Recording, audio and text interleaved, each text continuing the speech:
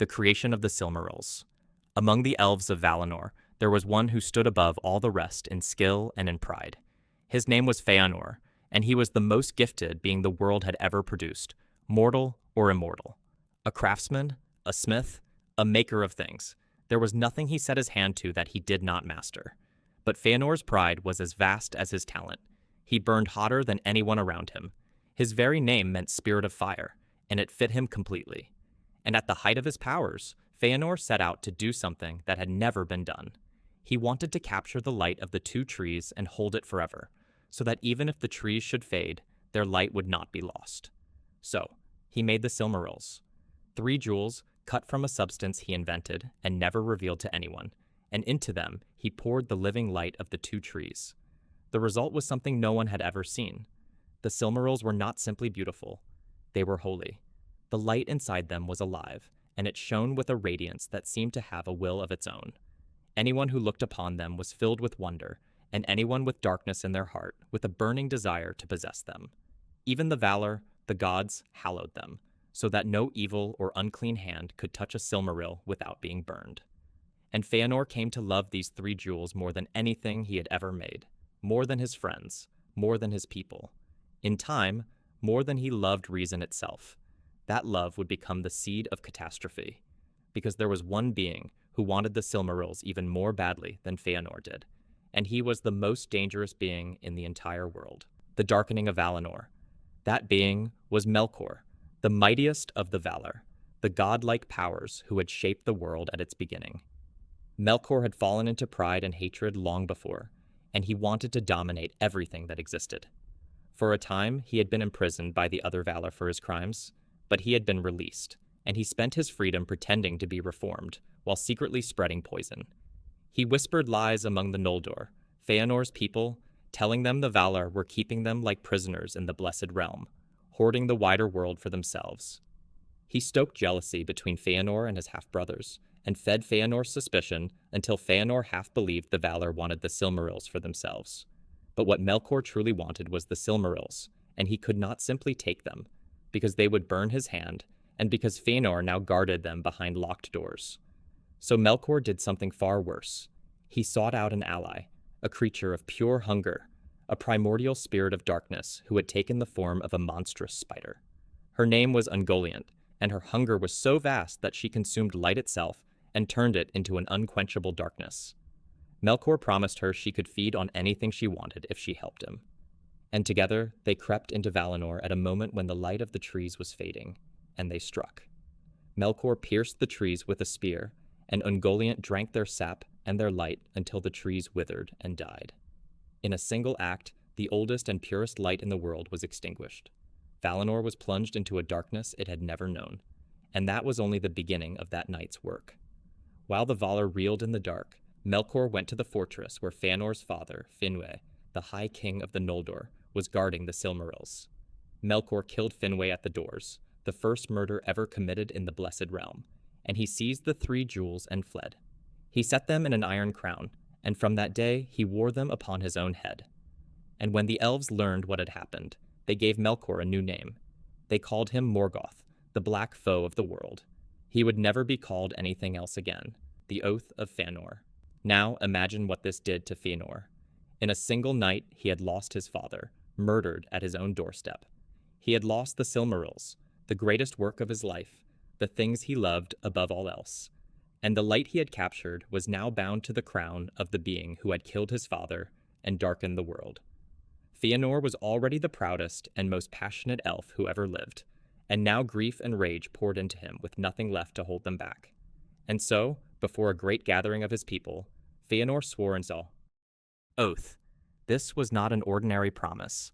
In the world Tolkien built, an oath sworn in the highest names is a binding upon the soul itself, something that cannot be taken back no matter what it costs. Fëanor swore that he would pursue with vengeance and hatred anyone, of any kind, who took or kept a Silmaril from him. Friend or foe, elf or god, it did not matter. And his 7 sons stood beside him and swore the very same oath, binding themselves to their father's vengeance forever. They did not swear to recover the jewels if it was wise, or if it was right, or if it was possible. They swore to pursue them absolutely, against anyone, forever. It was an oath with no exit and no mercy built into it, and it would drive this entire family to commit atrocity after atrocity across the rest of the age. The oath did not care whether the one holding a Silmaril was evil or innocent. It compelled them all the same, and the very first thing it demanded was that they leave Valinor and pursue Morgoth back into the wider world, the place they had never seen. Fëanor turned his grief into a call to war, and he convinced the great mass of the Noldor to follow him out of the Blessed Realm and back to Middle-earth to make war on the first Dark Lord and take back the jewels. But to cross the sea, they needed ships, and they did not have any.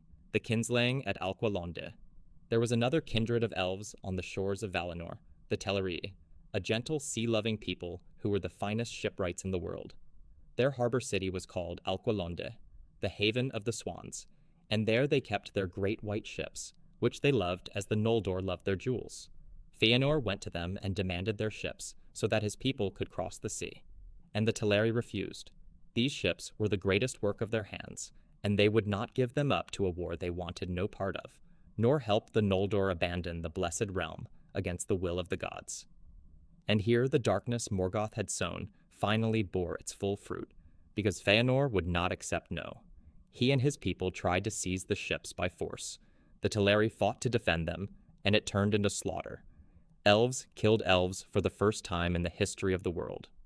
The Noldor cut down the Teleri on their own docks and threw them into their own sea and took their ships by murder. The white shores of the haven of the swans ran with the blood of kin killing kin.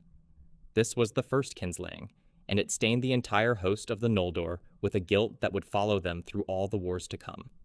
And as they marched north into exile, at a desolate land called Araman, a messenger of the Valar, the death god Mandos himself, appeared upon a high rock and pronounced a doom upon them, a prophecy of the ruin that awaited.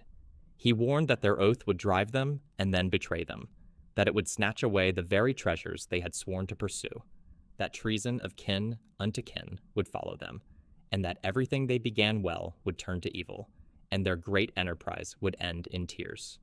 They had spilled innocent blood, and now they carried a curse alongside their oath. 2 dooms, both of their own making, riding with them into exile, and Fëanor did not turn back. When they finally reached the far shores of Middle-earth, Fëanor revealed exactly how far his pride had taken him. He used the stolen ships to bring across only the people most loyal to him, and then he burned the ships, leaving the rest of his own kin stranded to make the crossing the hard way, across a deadly waste of grinding ice in the frozen north. Many died on that crossing. Fëanor had betrayed his own people to reach his war a little sooner. The doom was already coming true, and the war had not even begun. The war that followed would last for centuries. Morgoth had returned to Middle-earth and rebuilt his great fortress in the north, a place called Angband, and from it he poured out armies of orcs, those corrupted creatures bred from tortured elves and balrogs, demons of fire and shadow, and in time dragons.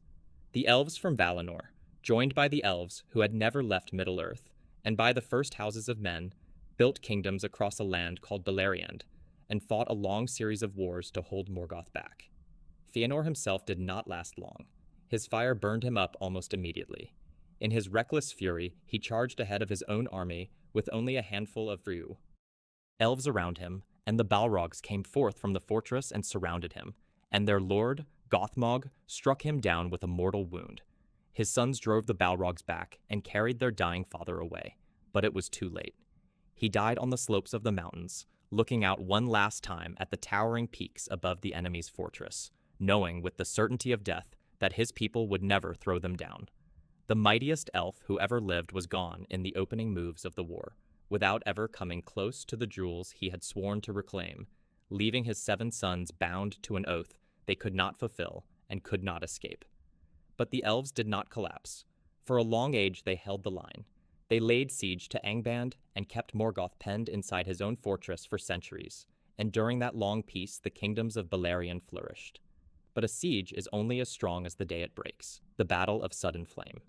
For nearly 400 years the elves held Morgoth contained, and they let themselves believe the containment might last forever. It would not. Morgoth had been building his strength in secret the entire time, and when he finally struck, he struck with something the elves had never faced at that scale. Rivers of fire. The battle is remembered as the Dagor Bergolach, the Battle of Sudden Flame, and it began without warning. Morgoth sent torrents of flame across the northern plains, burning the grasslands to ash, and breaking the besieging armies before they could even form ranks. And behind the fire came the dragons. This was the first time Glaurung, the father of dragons, came forth in his full might, a huge, wingless fire drake, whose very approach scattered the defenders. Behind the dragons came the Balrogs, and the endless hosts of orcs. The siege that had held for 4 centuries was shattered in a matter of days. The northern kingdoms of the elves were overrun, their fortresses fell, great elf lords were killed, and the survivors were driven south in ruin. And in this catastrophe, one of the most famous acts of defiance in the entire First Age took place. An aged king of men named Barahir saved the life of an elven king named Finrod Felagund in the middle of the slaughter, cutting his way through the enemy to pull him free. And Finrod, in gratitude, swore an oath of his own, an oath of everlasting friendship and aid to Barahir and all his kin, and gave him a ring as a token of that vow. Remember that ring and remember that oath, because they will matter enormously very soon. The Battle of Sudden Flame changed everything. The tide of the war turned against the free peoples and never fully turned back. Morgoth was no longer contained. He was winning. And it was into this darkening world that the greatest love story of the entire age was about to begin. Because Barahir, the man who saved the Elven King, had a son. And that son's name was Beren and Lúthien. After the Battle of Sudden Flame, Barahir and a small band of outlaws kept fighting a hopeless guerrilla war against Morgoth in the ruined north, until at last they were betrayed and hunted down and killed, all except one. Beren, Barahir's son, survived, and he recovered his father's ring. For years he lived alone as a hunted man in the wilds, until finally, desperate and half-wild, he wandered south and crossed into the hidden elven kingdom of Doriath. Doriath was protected by ancient magic, ruled by King Thingol and his queen Milian, who was not an elf at all, but one of the Maer, a lesser divine spirit, and it was her power that shielded the kingdom. And in the woods of Doriath, Beren saw Thingol's daughter, Lúthien, dancing. Lúthien was the most beautiful being who ever lived, the daughter of an elf king and a divine spirit, and Beren, a mortal man, fell in love with her the moment he saw her. And astonishingly, she fell in love with him. But a mortal man and the daughter of the king was a union the king would never allow. When Beren came before Thingol to ask for Lúthien's hand, Thingol was enraged that a mortal would dare, and he set what he believed was an impossible price, meant to send Beren to his death. He could have Lúthien's hand only if he brought a Silmaril, cut from the iron crown of Morgoth himself. Think about what that means. Thingol was demanding that a single mortal walk into the fortress of the most powerful evil in the world and steal a jewel from the crown on the Dark Lord's own head. 18. Thing entire armies of elves had failed to do for centuries. It was a death sentence dressed as a bride price, and Beren accepted it. What follows is a story too vast to tell in full, but the shape of it is this. Beren set out on his impossible quest, and Lúthien, refusing to be left behind to mourn, escaped her father and followed him, and it was her power far more than his that carried them through. Together, they infiltrated Morgoth's realm. Lúthien used her enchantments to walk into the throne room of Morgoth himself and sing the entire court, and finally the Dark Lord into sleep.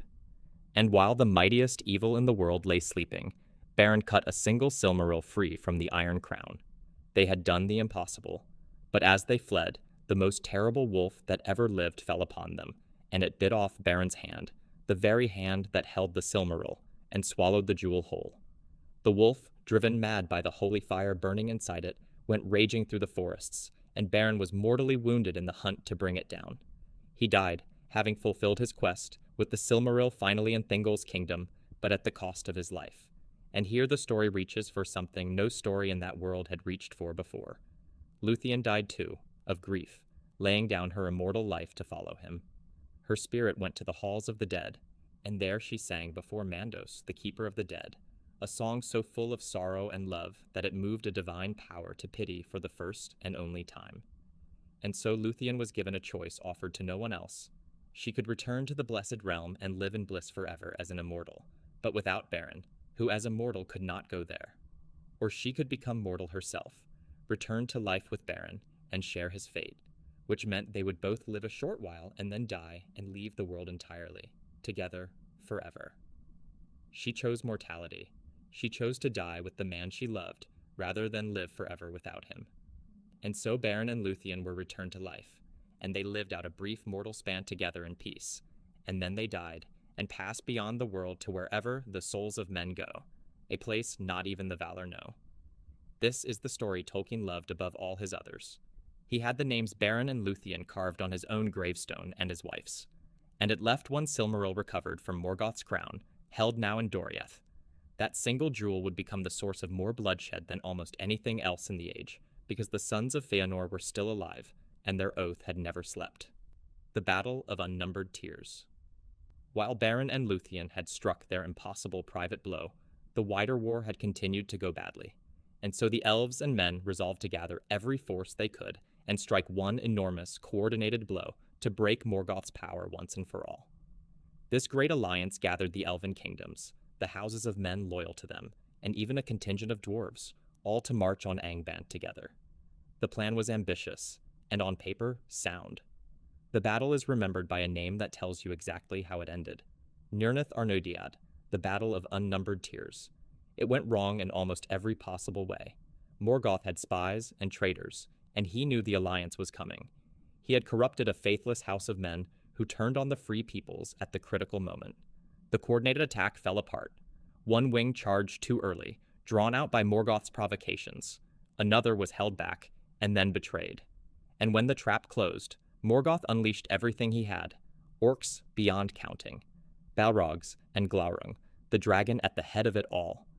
The armies of the elves and men were not merely defeated, they were annihilated. And in the ruin came one of the greatest last stands ever told. The men of the House of Hador formed the rear guard to cover the retreat of the elven king Turgon, so that he and his people could escape and keep the location of their hidden city, Gondolin, secret from the enemy. They drew up their line in a fen with their backs to a river and refused to give another step, and they were slaughtered almost to the last man, buying that escape with their lives. And at the very end, the greatest warrior among them, a man named Húrin, stood alone. His companions dead around him, surrounded, he did not break. He threw down his shield and took up an axe, and the old tales say that with every enemy he killed, he cried out a promise of defiance. Day will come again, and that this cry was heard 70 times as he cut down orc after orc and troll after troll until the bodies were heaped around him. But he could not be allowed to die, because Morgoth wanted him alive. Húrin was finally overwhelmed by sheer numbers, buried under the weight of the enemy, taken alive, and dragged in chains before Morgoth himself. The Battle of Unnumbered Tears broke the back of the free peoples of Beleriand. After it, there was no army left that could challenge Morgoth in the open field. The northern lands were lost, the alliance shattered, and the survivors scattered into hidden refuges to wait out a war they were now clearly losing. Morgoth had won in all but name. What remained was the long, cruel unraveling of everyone left. And it began with what Morgoth chose to do to the man standing defiant in chains before him, the children of Húrin. Morgoth demanded that Húrin tell him where the hidden elven kingdom of Gondolin lay, the one great refuge he had never been able to find. And Húrin, in chains, having lost everything, refused. He mocked the Dark Lord to his face and would not betray the secret. So Morgoth devised a punishment that did not touch Húrin's body at all. He cursed Húrin's entire family, all his children, all his line, decreeing that ruin and grief would follow them wherever they went. And then he set Húrin in a high stone chair on the side of a mountain, and by his dark power held him there, unable to move, unable to age, unable to die, and forced him to watch. Through Morgoth's own sight, twisted and lying, Húrin was made to see everything that befell the family he could not reach and could not warn. For decades, he sat in that chair and watched his curse hunt his children to their deaths, one horror at a time, powerless to do anything but witness it. And the curse worked. Húrin's son was named Turin, and Turin was everything a hero should be. Brave, strong, noble, and he tried, again and again, to do right. And the curse turned every good thing he did into catastrophe. Sent away as a boy to be raised in safety in Doriath, Turin grew into a mighty warrior, but in a moment of wounded pride, he killed a man who had insulted him, and fled into exile rather than face judgment, though he would have been pardoned. In exile, he became a great captain among outlaws, and then among the men of a wide region, and everywhere he rose to greatness, the shadow of the curse followed, and the places that sheltered him fell because of the doom he carried. He killed his own dearest friend, an elf named Beleg, who had searched for him for years and loved him like a brother, by accident in the dark, in a moment of confusion, and understood what he had done only when it was far too late. He fought Glaurung the dragon, who could bewitch and lie with his gaze, and the dragon twisted his mind with cunning words at every turn. And then came the cruelest stroke of all. Turin had a sister, Nienor, born after he had already left home, whom he had never met. In the chaos of the war, Nienor was caught by Glaurung, and the dragon stripped her memory away entirely, leaving her with no knowledge of who she was, not even her own name. Wandering lost and empty, she was found by Turin. Neither knew the other, and they fell in love. They married. She became pregnant with his child. And when at last the truth was uncovered, when Nienor learned that the husband she loved was her own brother, the horror of it destroyed her, and she threw herself into a river and was gone. And when Turin learned what the curse had done, learned that he had killed his friend and married his sister and destroyed everyone he ever tried to protect, he turned his own black sword against himself and died upon it. Turin did everything right. He was brave and loyal and good, and none of it mattered, because Morgoth had bent the entire shape of his life toward ruin from the moment his father refused to yield in chains.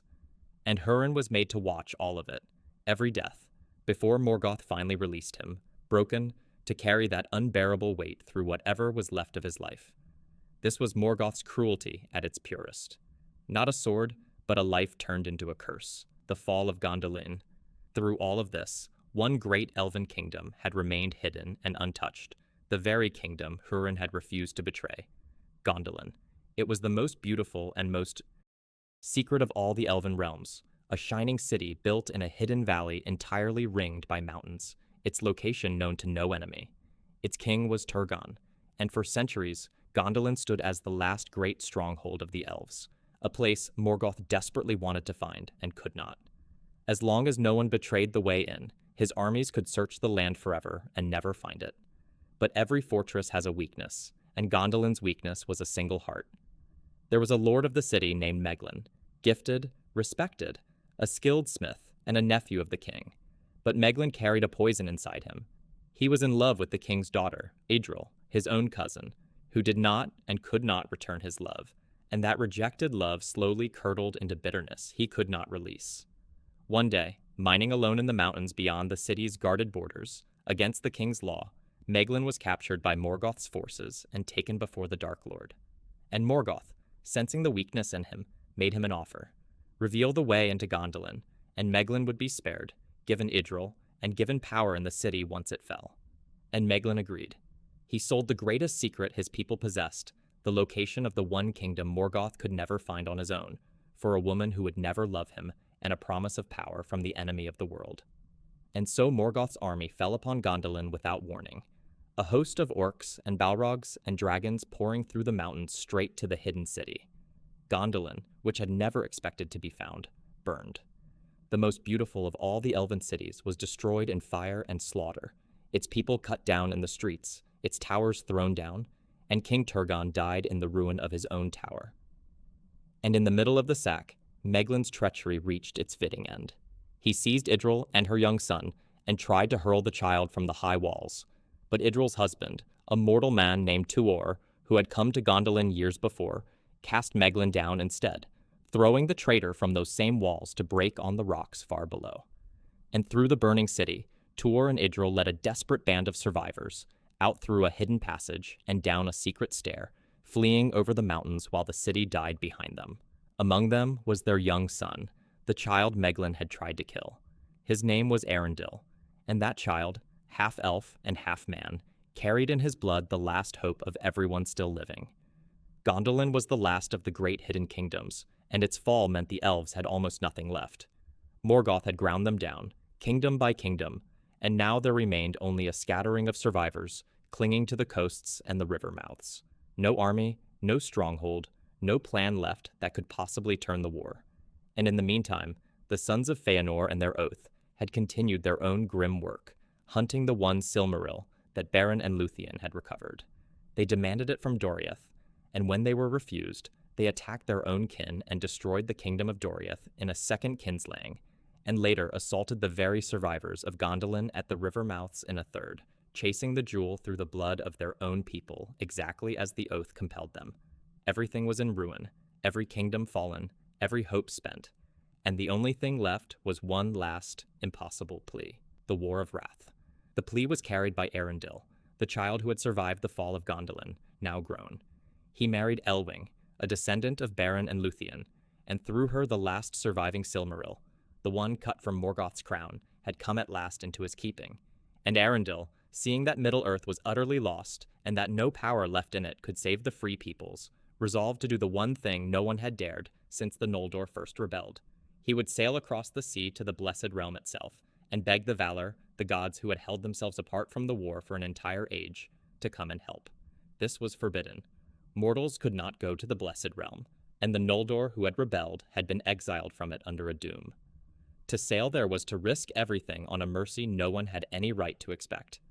But Arundel had in his keeping the holy Silmaril, and by its light he passed the enchantments and dangers of the sea and reached the Blessed Realm. And he came before the Valar, and he pleaded. He pleaded not for himself, but on behalf of both elves and men, asking pardon for the one and pity for the other, begging the powers of the world to act against Morgoth at last, before everything was consumed. And the Valar heard him. Whether it was the light of the Silmaril, or the fact that Arundel carried in his own blood the union of elf and man, and stood as a representative of both, or simply that the hour had finally come, the powers of the world set aside their long withdrawal, and answered. They gathered a host such as the world had never seen, the might of the Blessed Realm marching to war, and they crossed the sea into Middle-earth to confront Morgoth directly for the first time in an age. What followed is called the War of Wrath, and it was the most cataclysmic conflict the world had ever known. When the full power of the Valar was finally brought to bear against Morgoth, the very earth could not withstand it. Morgoth threw everything he had left into the fight, and it was not enough. He unleashed a last desperate weapon, a host of winged dragons that had never been seen before, led by the greatest dragon that ever lived, Alqualondë the Black, a beast so enormous his very presence darkened the sky. And even that was overcome. Arundel himself, sailing now through the air in a flying ship with the Silmaril bound to his brow, fought Alqualondë and cast him down, and the dragon's falling body destroyed an entire mountain range where it struck the earth. The war was so violent, so total, that it physically broke the world. The entire region of Beleriand, all those kingdoms and battlefields and forests where the whole First Age had played out, was shattered and sank beneath the sea. The map of the world was redrawn. Every place where these people had lived and loved and died was drowned and lost forever. So complete was the violence needed to bring Morgoth down. And Morgoth himself was overthrown at last. He could not be killed, because he was one of the fundamental powers woven into the making of the world. So instead, they bound him. His iron crown, the crown that had held the Silmarils, was beaten into a collar for his neck. His feet were cut from under him, and he was cast out through the door of night, thrust beyond the walls of the world entirely, into the timeless void that lies outside all of creation, exiled forever into an emptiness with no light and no time and no company at all. As for the Silmarils, the reason for everything, the jewels at the root of every war and betrayal and death across the age, their fate was fitting. 2 of them still shone in Morgoth's crown when he fell, and they were recovered by the Valar. And then the last 2 surviving sons of Fëanor, still bound by that ancient oath after everything it had cost, still compelled after 3 kinslayings and the ruin of their entire house, came and stole them one final time. But the Silmarils would no longer suffer their touch. The holy jewels, which burned any unclean hand, rejected the blood-stained sons who had murdered their own kin to reach them. The jewels burned them, agony beyond bearing, punishment for everything they had done in the oath's name. And one brother, unable to endure the pain and the shame, threw himself and his Silmaril into a fiery chasm in the earth. The other cast his Silmaril into the sea and wandered the empty shores alone forever after, a great lord reduced to a broken figure, singing his grief to the waves. So the 3 Silmarils were parted at the end, one lost in fire in the deep earth, one lost forever in the sea, and one bound to the brow of Arundel, who was set to sail the sky in his ship for all time as a star, the brightest in the heavens, carrying the last pure light of the two trees, where everyone in the world could look up and see it. That star is still there in the later ages. When Frodo and Sam are at their lowest in the darkness of Mordor thousands of years later, the light that gives them hope, the light in the phial Galadriel gave them, is the light of that same star, the light of Arendel's Silmaril, which is the light of the two trees, the light Fëanor captured at the very beginning of everything. The First Age ended there, with Morgoth cast into the void, Beleriand drowned beneath the sea, and the survivors of the elves and the faithful houses of men leaving the ruin of the old world to begin again.